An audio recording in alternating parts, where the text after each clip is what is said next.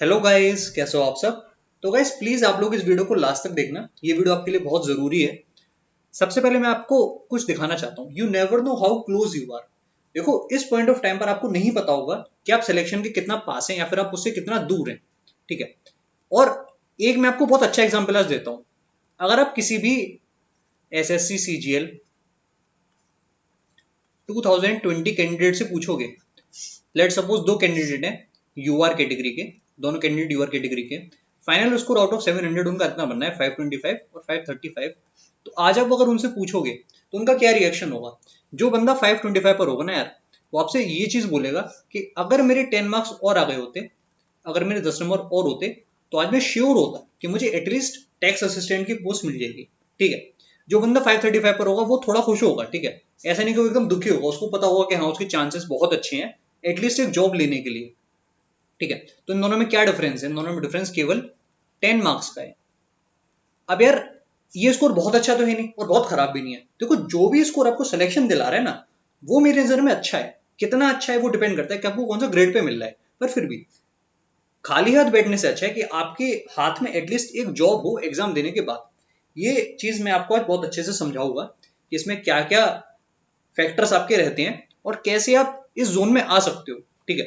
देखो, अगर मैं मान के चलूं कि जो रेड सर्कल मैंने यहाँ पर शो करा है, ये जो रेड सर्कल है, ये आपका एग्जाम। ठीक है। एग्जाम में जो भी चीज आ रही है, फिर एग्जाम को जो भी सिलेबस आप मान लो। और ये जो पर्पल सर्कल आपके पास है, ये मान लेता हूं कि आपकी प्रिपरेशन है, या फिर आप कह सकते हो कि इतना आपका एरिया है जो आपने कवर करा है। ठीक है। या फिर आपकी कैपेबिलिटी है, कैपेबिलिटी बुलाते हैं इसको। ये आपकी कैपेबिलिटी, आप इतना परफॉर्म कर सकते हो। ठीक है। तो अब मैं आपसे कहना चाह रहा हूं कि अब जो केवल 15 डेज एग्जाम में बचे हैं, मेरी आपसे रिक्वेस्ट ये है कि आप इस सर्किल को, जो सर्किल ब्लू वाला है, इसको आप लोग क्रॉस मत करो। ठीक है। आप इसी सर्किल में अब रहो। आपको जो भी टॉपिक्स आते हैं, जो भी आपकी स्ट्रेंथ है, ठीक है, आप उसी के अंदर अब आपको रहना है। ठीक है। आपको उसके बियॉन्ड जाने की कोशिश बिल्कुल नहीं करनी। और ऐसा क्यों है मैं आपको अच्छे से समझाऊंगा।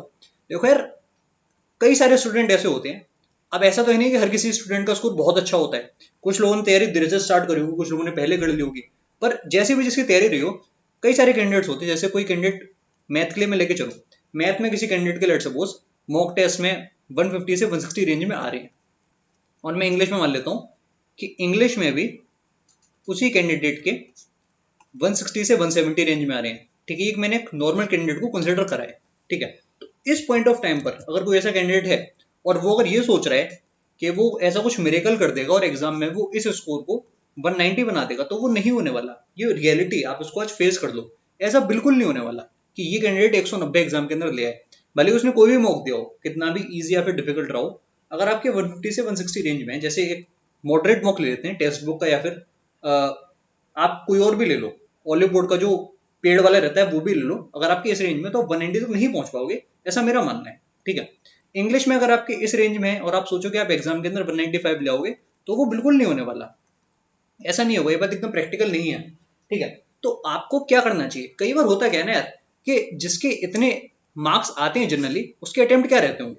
आपको पता है उसके अटेम्प्ट रहते होंगे, मैं कह सकता हूँ 85 से 90। ठीक है। 85 रहते होंगे जनरली, लोग 85 ले लेते हैं। 85 अटेम्प्ट उसके मैथ्स में रहते हैं। अब अगर आप एग्जाम के अंदर ये कोशिश करोगे कि आप इसी पेपर के अंदर, जिसका लेवल ऑलमोस्ट सेम आएगा, अगर आप उसमें 95 अटेम्प्ट करने की कोशिश करोगे, तो होगा क्या मैं आपको बताता हूँ। तब आप गेस वर्क बहुत करोगे, आप तुक्के लगाने लगोगे। ठीक है। आपको शायद ये बात रियलाइज तब ना हो जब आप पेपर दे रहे हो, पर ऐसा होगा। कई क्वेश्चन में जो आपको आते हुए होंगे, आप उनको गलत कर दोगे। कैसे गलत कर दोगे? एग्जाम्पल मैं आपको लेके देता हूँ। जैसे आपको बहुत सिंपल क्वेश्चन एक दे दिया गया एग्जाम के अंदर कि एक ट्राइंगल है जिसका एरिया है आपका 60, और जो सेमी पेरीमीटर है, पेरीमीटर आपको दे दिया। ठीक है। जो पेरीमीटर है वो आपको दे दिया कि 20 है, 20 सेंटीमीटर। आपसे पूछ लिया गया कि इस ट्राइंगल का इन रेडियस बता दो। तो सिंपल सा फॉर्मूला होता है आर बराबर डेल अपॉन एस। तो अगर आप बहुत जल्दी में बैठे हो ना, अगर आप इस प्रेशर में हो कि आपको 90 क्वेश्चन अटेम्प्ट करने हैं, 95 क्वेश्चन अटेम्प्ट करने हैं, तब आप पता है क्या गलती करोगे।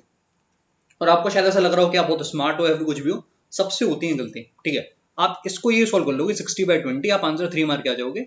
एकदम गलत हो जाएगा। क्यों गलत हो जाएगा? क्योंकि डेल अपॉन एस में एस आपका सेमी पेरीमीटर होता है, तो आंसर आपका क्या होना चाहिए? 60 डिवाइडेड बाय सेमी पेरीमीटर तो 10 हुआ ना, तो आंसर आपका 6 होना चाहिए। और ऑप्शन में पूरी गारंटी है कि आपको दोनों मिल जाएंगे। आपको 3 भी ऑप्शन में मिलेगा, आपको 6 भी ऑप्शन में मिलेगा। ठीक है, ये होता है जब आपके ऊपर प्रेशर होता है परफॉर्म करने का।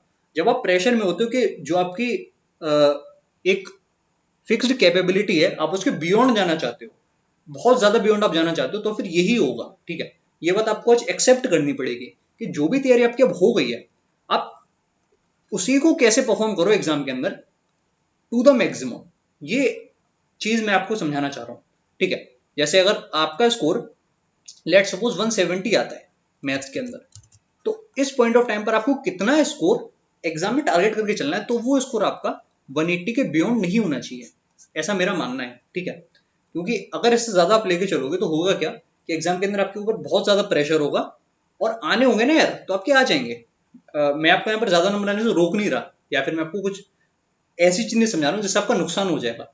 अगर आपके आने होंगे तो वो आपके आ जाएंगे नेचुरली। कभी भी ऐसा नहीं होगा कि आप अगर एक पेपर के अंदर 85 क्वेश्चंस कर पा रहे हो और आप बहुत ज्यादा एफर्ट कर दो तो आप 95 पर पहुंच जाओगे, नहीं होगा। ठीक है, आप ज्यादा से ज्यादा 88 क्वेश्चंस कर लोगे। ठीक है, पर उससे आपकी एक्यूरेसी कॉम्प्रोमाइज हो जाएगी। तो मेरा कहना यही है कि जो आपकी एक्यूरेसी है ना, वो आप बिल्कुल कॉम्प्रोमाइज मत करो। एक्यूरेसी अगर आपकी 98% प्लस एग्जाम के अंदर रही ना यार, तो मैं आपको आज लिख के दे रहा हूँ कि आपका सिलेक्शन हो जाएगा, क्योंकि जो भी आपकी कैपेबिलिटी है उतने आप अटेम्प्ट कर दोगे पेपर में। ठीक है, सिलेक्शन कब नहीं होता, जब आपकी एक्यूरेसी कम हो जाती है मैथ इंग्लिश दोनों के अंदर। ठीक है, तो ये जो आपका सर्कल है ना यार, जो मैंने आपको दिखाया था स्टार्टिंग में, आपको ट्राई करना है कि ये जो आपकी रीच है, जो आपकी स्ट्रेंथ है, इसमें से आप एक भी सवाल गलत ना करो। अगर आपने इसको 100% एक्यूरेसी से पेपर के अंदर कर दिया तो आपका सिलेक्शन हो जाएगा, और टीए के आपको और अच्छी पोस्ट मिल जाएगी। ठीक है, मेन ऑब्जेक्टिव क्या है कि हमको एक पोस्ट लेके आनी। ठीक है, सुनने में बहुत अच्छा लगता है कि आपके 700 में से 600 नंबर आ गए, 590 आ गए, पर रियलिटी ये भी तो है कि अगर 540 भी आ रहे हैं तो भी एटलीस्ट आप खाली हाथ वापस नहीं आ रहे हो। ठीक है, तो मैं ये नहीं कह रहा कि आप कम नंबर टारगेट करो, पर हाँ अगर आपकी तैयारी थोड़ी सी कम है तो आप डरो मत। आप ये सोचो कि कैसे आप इस स्कोर तक पहुंच रहे हो। इस स्कोर तक पहुंचने का मतलब ये कि 600 में से आपको रफली कहाँ तक रहना है, 490 प्लस आपको रहना है। ठीक है, 490 प्लस आप लेके चलो कि 490 भी अगर आप मैनेज कर ले रहे हो, मतलब अगर प्री में आपके, मान के चल रहा हूँ कि प्री में अगर आपके 150 नंबर है, तो आप ये सोचो कि कैसे आप 340 तक ले आओ, या फिर 330 भी होगा तो भी मेरे को चलेगा। ठीक है, तो बस इस वीडियो में इतना ही है। प्लीज आप लोग इस बात का ध्यान रखना। बाय बाय, टेक केयर, और प्लीज चैनल को सब्सक्राइब कर देना। ओके।